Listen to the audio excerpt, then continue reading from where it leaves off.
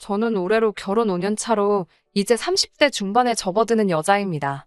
남편은 저보다 2살이 많네요. 오는 8월에 아이가 태어나기로 예정되어 있습니다.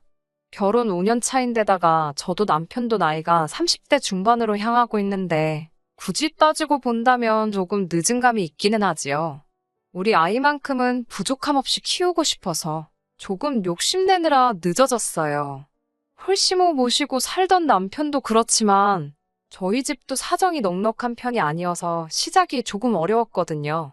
맨땅에 헤딩까지는 아니지만 그래도 별거 없이 시작해서 여기까지 왔어요. 칭찬이나 박수갈채까지는 바라지 않았지만 시모나 신우를 보니 가족이 어떻게 이럴 수 있나 싶을 정도로 고달픈 사연들이 많았습니다. 결혼 시작할 때부터 지금까지 저나 남편을 어떻게 생각했길래 사람이 그럴 수 있나 싶어요. 지금에 와서는 남편도 저도 행복합니다. 남보다 더 멀게만 느껴지던 시가족들, 이제는 이렇게 떼어내버리고 말았으니 솔직한 심정으로 제 속이 다 후련합니다.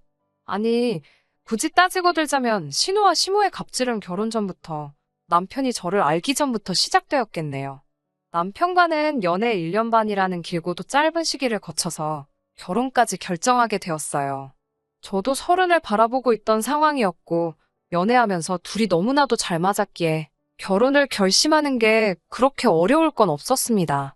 남편은 조금 서두르는 느낌이 없지 않아 있었는데 남편이 결혼 전에 어렵게 꺼낸 이야기는 그야말로 충격적이고 많은 고민을 하게 만들었습니다. 31살의 나이로 군대 전역과 대학 졸업 동시에 취직을 하게 된 남편은 나이는 젊은 편이지만 경력 6년 차의 베테랑 사원이었어요. 졸업한 대학교에 비해서 취직도 괜찮은 곳에 했고 어느 정도 유명한 회사에서 일을 하고 있었거든요. 제 또래 취직 준비해보던 사람이면 이름 한 번쯤은 들어봤을 법한 계열사도 여러 개 가지고 있는 규모가 있는 회사였습니다. 6년차 직장인답게 연봉도 꽤나 높은 편이었는데 정작 결혼 준비를 앞두고 남편이 모아놓은 돈이 썩 많은 편이 아니었어요. 액수는 4천만 원이 조금 넘는 정도였습니다. 그 당시 남편이 받고 있던 1년치 연봉보다 안 되는 액수가 남편이 모아놓은 돈의 전부였습니다. 솔직히 많이 충격적이었어요. 왜냐하면 저 또한 4년 차의 회사원이었고 회사도 연봉도 남편보다 제가 조금 떨어지는 편이긴 했는데 그런 저조차도 통장에 이미 6천만 원의 결혼 자금이 모여있던 상황이었거든요. 그렇다고 해서 연애하는 동안 제가 봐온 남편의 모습 중에서 과소비를 한다거나 소비에 있어서 절제를 못한다거나 비계획적인 지출을 한다거나 쓸데없는 데다가 돈 쓸 사람은 아니었거든요. 그래서 혹시 돈을 모으지 못한 부분에 대해 무슨 사정이 있는지 물어봤습니다. 남편은 솔직하게 말해줬어요. 아버지가 남편이 어릴 적 돌아가셨다는 사실은 연애하는 동안 이미 남편에게서부터 들어 알고 있던 이야기였는데 세세한 부분에 대해서는 따로 이야기해준 적은 없었거든요.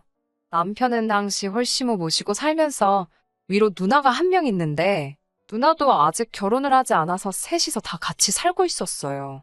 남편의 누나, 그러니까 신우 또한 직장인이기는 한데 그간 집에 들어가는 거의 모든 비용, 생활비라든지 공과금이라든지부터 시모와 신우 용돈까지 전부 다 남편이 벌어오는 월급에서 나가고 있었다는 충격적인 사실을 전해주더라고요. 사실상 남편이 집안의 가장 역할을 하고 있었던 것이었지요. 숨기지 않고 말해준 용기가 참 가상했어요. 하지만 그렇다고 해서 정직하고 말고를 떠나 솔직히 누가 결혼 전에 그런 소리 들으면 기뻐하겠나요? 어느 집이던 그 집의 기둥은 뽑아오는 게 아니라는 말이 괜히 있는 게 아니기에 저 또한 결혼 문제가 쉽게 결정할 수 없는 일이라고 생각하고 있었습니다. 남편은 어렵게 입을 열었어요. 자기도 이런 상황에서 벗어나고 싶다고요. 처음에는 당연히 집안의 유일한 남자로 가족들을 먹여 살리는 게 자기한테 주어진 일이라고 생각했다고 합니다. 원래는 2살 위였던 누나가 돈을 벌고 있었기에 혼자서 힘들던 누나를 도와주고 싶었다고 해요. 그런데 신우는 남편이 취직을 한 그날에 다니던 직장을 그만두고 남편이 벌어오는 돈으로 놀고 먹었다고 하더라고요. 신우도 재충전에 시간이 필요하다 생각했던 남편은 딱히 다른 말은 하지 않았고 혼자 가족들 벌어먹이느라 힘들었지만 2년 정도 후에 누나가 직장을 다시 구하면서 한숨 돌릴 수 있을 줄 알았다고 하네요. 그런데 신우는 자기가 버는 돈은 자기가 버는 돈이고 생활비며 여러 비용들을 계속 동생인 남편한테서 받았었다고 해요. 남편이 달리 불만을 가지고 살지는 않았는데 저에게 청혼을 했던 그 초에 신우가 자기 명의로 아파트를 하나 사게 되면서 생각을 고쳐먹게 되었다고 합니다. 서울 변두리에 있는 오래된 아파트이긴 하지만 자기는 6년이란 긴 시간을 일하면서 취미라고 할 만한 것도 가지지 못하고 죽어라 일만 했는데도 통장에 남아있는 돈이 한 푼도 없었다고 하네요. 그때 남편은 이 생활을 청산하고 가족으로부터 독립을 해야겠다는 생각을 하게 되었다고 합니다. 현실에서부터 달아나기 위해 저랑 결혼을 결심한 건 절대 아니고 저랑 함께라면 그 어떤 힘든 일도 이겨낼 수 있을 것 같다며 저를 향한 마음은 진심이라고 전해왔어요. 그런 사정을 저한테 거짓으로 말하고 가족들 뒷바라지 하고 있던 사실 또한 저 모르게 다른 변명으로 둘러댈 수도 있었는데 모든 걸 사실대로 말해준 걸 보니 남편의 진심이 느껴졌어요. 더 이상 가족들의 기둥이자 지갑으로 살지 않겠다는 말에 확신이 느껴져서 결국 저도 결혼을 하기로 결정을 하게 되었네요. 이래저래 해서 결혼 비용을 최소화하는 식으로 해서 돈을 좀 아끼기로 했어요. 그래도 좋은 사람들을 만나서 여기저기서 도움받아가면서 비용을 많이 줄일 수 있었네요. 결혼식 비용을 아낀다고 상황이 여유로운 건 결코 아니었지요. 둘이 합쳐 1억으로 서울 어디에 집을 구하겠어요. 말씀드린 대로 저 또한 친정에서 어떠한 지원도 바라기 힘든 와중에 아무리 남편이 여태껏 가장 역할을 하며 집안의 기둥 역할을 했다고 한들 상황 뻔히 알고 있는데 시댁 쪽에서 돈을 좀 더 해올 수 없다는 것도 잘 알고 있었습니다. 한참 대출도 알아보고 이래저래 백방으로 조금이나마 아껴보려 발품 손품 팔아가며 알아보고 있는데 신우와 시모가 저희 좀 보자고 할 이야기가 있다고 해서 자리를 만들었어요. 약속 장소에서 시어머니가 너희들 집을 구하고 있는데 돈도 모자라고 여러모로 애로사항이 많다고 들었다고 먼저 말을 꺼내시더라고요. 뭐 얼마를 지원해주겠다 하는 말은 기대도 안 했는데 저희가 고생하고 있다는 걸 알아주시니 남편도 시어머니의 그런 반응을 예상 못했는지 조금 놀라는 분위기였습니다. 이윽고 신우가 입을 열더니 자기가 자가로 아파트가 있는 건 알지 하며 말을 꺼내더라고요. 남편한테는 신우가 자가로 집을 가지고 있는 게 영린 같은지라 조금 심기가 불편한 표정이었어요. 남편한테서 생활비며 뭐며 다 뜯어내서 산 거나 마찬가지인 집이잖아요. 신우가 이어서 말을 하기를 자기는 그 집이 위치도 그렇고 출퇴근하는데 거리도 그렇고 해서 그 집에는 세를 주고 있는 상황이라 말해주더군요. 그런데 이번에 세입자가 나가게 되면서 새로 세입자를 구해야 하는데 너네가 들어가 살 생각이 있느냐 묻더라고요. 남편 자존심도 생각해야겠지만 더할 나위 없이 좋은 이야기 듣던 중 반가운 소리였지요. 남편도 한수 접고 누나가 그렇게만 하게 해주면 고맙지 하면서 조금 숙이고 들어가더군요. 신우는 앞뒤 다 잘라먹고 그러면 너네가 들어가 사는 걸로 하고 하면서 전세금 이야기를 꺼냈습니다. 저는 당연히 동생 일이고 그 아파트도 사실 동생 덕분에 자가로 구한 거나 마찬가지니 시세보다 더 싸게 해주겠다고 꺼낸 이야기인 줄 알았는데 그게 아니더군요. 오히려 시세보다 훨씬 더 높은 가격을 부르는 거예요. 한다는 말이 신혼부부 전세금 대출이 이자가 싸지 않냐면서 신우가 지금 알아보고 있는 아파트가 한 채 더 있는데 자기가 대출을 받으려면 이자가 비싸니 저희 보고 대출을 받아오라는 뜻이었어요. 남편이 어이없어 하면서 우리가 지금 한 푼이라도 더 아껴보자고 알아보고 있는 거지. 예산을 훌쩍 뛰어넘으면서까지 그 집에서 살 이유는 없는 것 같다고 딱 잘라서 거절을 했습니다. 신우가 약이 잔뜩 올라서 하는 말이 저희가 도와주기만 하면 자기가 아파트를 한 채를 더 할 수가 있는데 누나가 돈 벌자고 하는 이야기인데 동생인 너가 그렇게 나오면 어떡하냐면서 열을 내더라고요. 더럽고 치사하게 나오는 게 누군데 오히려 저희한테 역정을 내면서 짜증을 부리더라고요. 시모도 나서서 남편 보고 이자 싸게 돈 좀 해오라고 가족끼리 서로 도와야지 않겠냐고 하는데 말이 가족끼리 서로 돕자는 거지. 일방적으로 저희가 희생을 하라 강요하는 소리였어요. 남편도 저한테 했던 말이 있으니 굴하지 않고 그렇게 할 생각 없다고 단호하게 나오니 신우가 이내 잠잠해지더니 알겠다고 하나뿐인 동생 위해서 자기가 손해 좀 감수를 하겠다고 나오더라고요. 그런데 전세금도 매물 나와 있는 거에 비해 별반 차이 없는 금액을 말하면서 싸게 들어와서 살게 해주는 대신에 조건이 있다면서 말도 안 되는 요구를 하기 시작하는 겁니다. 자기가 잘 아는 업체 알아봐 놓은 데가 있다고 저희가 새들어 살다가 인테리어를 싹 다 새로 해놓고 나가기만 하면 된다고 하는 거예요. 그러면서 견적이라고 말하는데 2년 내로 하면 지금 내놓은 견적 그대로 해주기로 했다고 3천만 원만 따로 모아놓으라는 거예요. 속이 훤히 보이더군요. 저희가 나가게 돼서 세를 다시 주거나 아파트를 팔거나 하려면 구축 아파트라고 해도 내부 인테리어를 새로 해놓은 게 더 유리하니 그 비용을 저희 보고 내라고 하는 거였지요. 끝까지 독립해서 이제 자기 인생 찾겠다는 동생한테서 마지막까지 한 푼이라도 더 뜯어먹을 생각밖에 없는 거예요. 남편도 결혼하면서 이제 생활비도 더 줄 수가 없다 이미 말을 했다고 하니 신우랑 시모도 이번이 마지막 기회라고 생각했는지 마지막 한 방울까지 다 짜내서 털어먹으려는 계획을 가지고 있던 겁니다. 그러는 와중에 언성이 높아지고 조금 다투는 식으로 이야기가 오고 가게 되었습니다. 여태 내가 벌어온 돈에 빌붙어서 산 집 아니냐. 어차피 그 집은 전세로 들어가도 우리 예산을 초과해서 그 돈 내고 전세로 들어갈 생각도 없다 하고 못을 박았어요. 하물며 2년 살고 3천만 원 들여서 인테리어 새로 해주고 집을 빼줄 생각도 없다고. 3천만 원이 누구 집 개 이름도 아니고 차라리 월세를 살아도 그거보단 싸게 먹히겠다고 하면서 신우시모와 대판 싸우게 되었지요.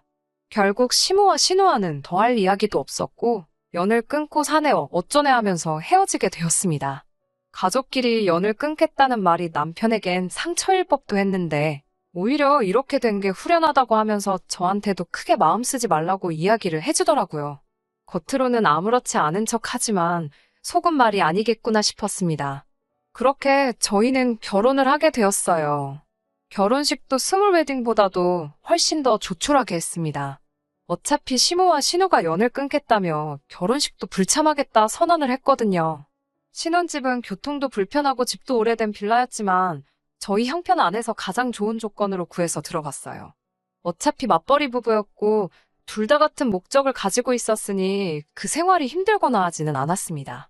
자녀 계획은 조금 미뤄지게 되었지만 돈도 수월하게 모을 수 있었고요. 더 나은 삶을 위해서 힘든 것도 있고 열심히 노력했지요. 결혼 직후 3년은 정말 뭐 했는지 싶을 정도로 순식간에 지나갔던 것 같아요. 워낙 바쁘게 살았던지라 누구 만나고 할 시간도 없었지만 식가족하고는 만날 일이 전혀 없었지요. 아들 결혼식도 기분 나쁘다고 안 온 사람들하고 무슨 교류가 있었겠어요.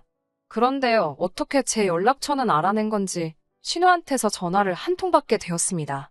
이미 남처럼 지낸 지가 3년인데 제가 뭐라 할 이야기는 아닌 것 같고 가족일이니 저보다는 남편하고 직접 통화하시라고 했어요. 남편도 신우가 먼저 연락을 해왔다는 게 의외로 보였고 그간 어찌 지냈냐, 그래도 가족인데 명절 때마다 보고 싶더라 하는 그런 이야기를 나눈 것 같았습니다. 남편도 그 꼴로 연을 끊게 되었지만 그 기간 동안 가족들하고 연락 한 통 없이 지내며 나름 고충도 있었고 외롭고 힘들었던 부분이 있었나 봐요. 그래서 다시 한번 만나기로 했지요.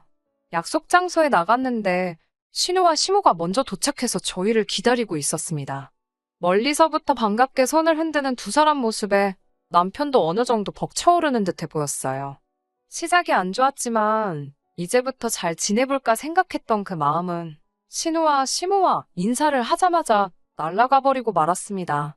거두절미하고 신우와 시모가 저희한테 꺼낸 말은 너네 집 산다고 돈 좀 모아놓은 게 있지 않냐면서 그 돈 좀 보태라고 하더군요.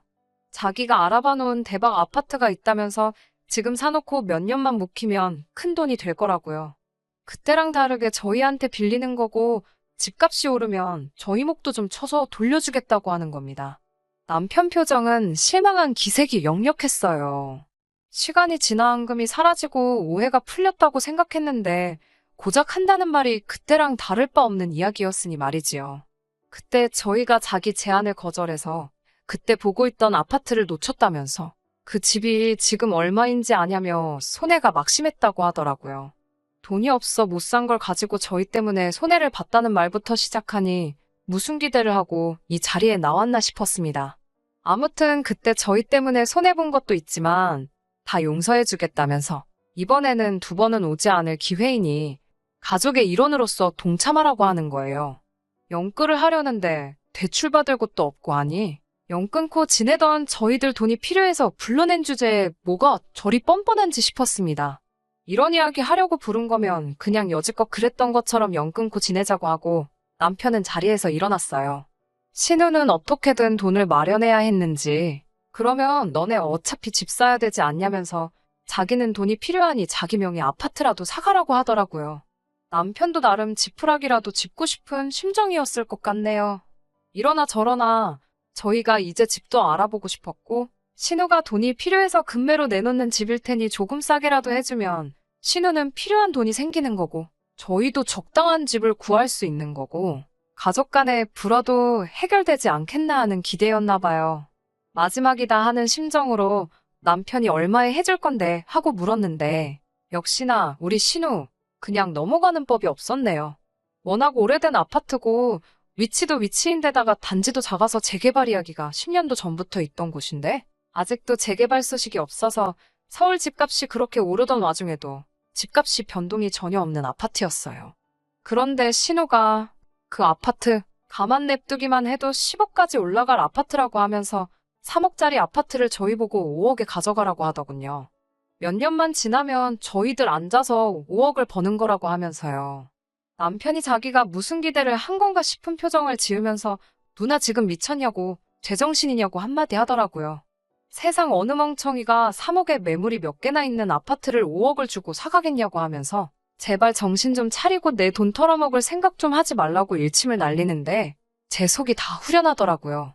급전이 필요하면 시세보다 싸게 파는 게 당연한 거 아니냐고 동생이라고 어떻게 한 푼 뜯어낼 생각하지 말고 엄마도 누나도 정신 차리고 사람답게 살라 말하고 자리에서 일어났습니다. 돌아가는 저희 뒤에다 대고 진짜 연을 끝내 어쩌네. 너 같은 놈은 가족도 아니네 하면서 소리를 지르는데 들은 척도 안 하고 집으로 돌아왔어요. 남편도 이제 더는 아쉬울 것도 없는지 세상 후련하다고 하면서 앞으로 우리 잘 될 생각만 하자고 가족들 정 때문에 잠깐 흔들린 모습 보여줘서 미안하다고 사과하며 다짐을 했습니다. 그리고 작년 늦가을에 남편과 제 명의로 드디어 아파트를 구하게 되었어요. 위치가 살짝 아쉽긴 하지만 거의 무일푼으로 시작해서 5년 만에 두 사람의 힘으로 이뤄낸 쾌거라고 생각해서 정말 기뻤네요. 저희가 전문 기술자는 아니지만 이리저리 알아봐서 내부도 직접 고치고 저희들 보금자리를 만들었네요. 격경사로 이사와 동시에 아이도 생기게 되었고요. 정말 너무 행복했지요. 그리고 새해가 밝고 얼마 지나지 않아서 또 그동안 연락 한 통 없이 지내던 시가족들한테서 연락이 왔어요. 우리가 한 번 속지 두 번은 속지 않는다고 저희 잘 지내는지 궁금해서 연락했다는 말에 시큰둥하게 대답했습니다. 또 말도 안 되는 이유로 우리한테 한 푼이라도 뜯어갈 생각이겠거니 했지요. 소식은 어디서 들었는지 집 샀다는 이야기 들었다며 축하를 해주면서 이제 명절인데 가족끼리 한번 뭉쳐야지 않겠냐고 하는 겁니다. 사뿐히 무시해주고 있었는데 설 당일날 우리 집은 어떻게 알고 찾아왔어요. 남편이 그나마 외삼촌 한 분하고는 연락을 하고 지냈는데 삼촌 통해서 수소문해서 찾아왔다고 하더라고요. 그런데 시무랑 신우가 몰골이 말이 아니었어요. 그동안은 집 보러 다닌다고 절대 후줄근하게 하고 다니던 사람들은 아니었는데 말입니다. 살도 좀 빠져 있었고요. 근처 마트에서 집들이 선물이랍시고 휴지도 사오고 했더라고요. 남편이 여기는 왜 왔냐고 날이 잔뜩 서 있는데 그 몰골을 보니 그냥 보내기도 그래서 들어오라고 했지요.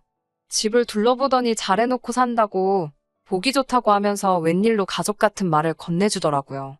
또 무슨 어이없는 투자권유를 하며 우리 돈 빼먹을 생각을 하려나 했더니 이번엔 투자권유가 아니었어요. 대뜸 자기들 좀 살려달라고 빌기 시작하대요. 이야기를 듣자 하니 2년 전에 저희한테 아파트 새로 하나 알아놨다고 돈 내놓으라고 했던 그 아파트 있잖아요. 신우명의 아파트는 팔아서 자본을 만들고 시어머니 집도 담보로 대출받고 여기저기서 있는 대로 연끌을 해가지고 기어이 그 집을 샀나 봐요. 그런데 이번에 부동산 대란이 오면서 그 집은 신우랑 시모가 그 당시에 연끌했을 때보다도 가격이 폭락을 했답니다. 그런데 이자는 이자대로 나가고 있고 두 사람 벌이로 도무지 그 이자조차 감당할 수 있는 수준이 아니라는 거예요. 신우도 시모도 그 이자 감당하겠다고 투자까지 뛰고 있는데도 택도 없다고 합니다. 집은 금매로 내놓긴 했는데 누가 사가는 사람도 없나 봐요.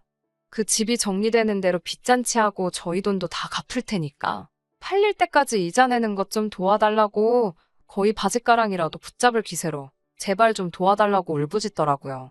목소리 떵떵거리던 양반들이 저 자세로 나오니까 솔직히 마음이 조금 그랬는데 남편이 그동안 쌓인 게 많았는지 일침을 놓더라고요.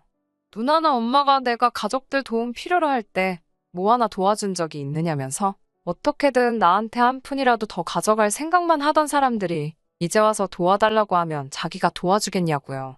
집들이 선물이라고 사온 휴지를 던지면서 이 휴지가 내가 첫 직장 취직하고 나서 처음으로 누나랑 엄마한테 뭐 하나 받아보는 거라고 만약에 생각했던 대로 투자가 잘 돼서 떼돈을 벌었으면 지금 이 자리에 나를 찾아오기나 했겠냐 하면서요. 그때 내가 내 돈 투자해서 날려먹었으면 어떻게 할 생각이었냐고.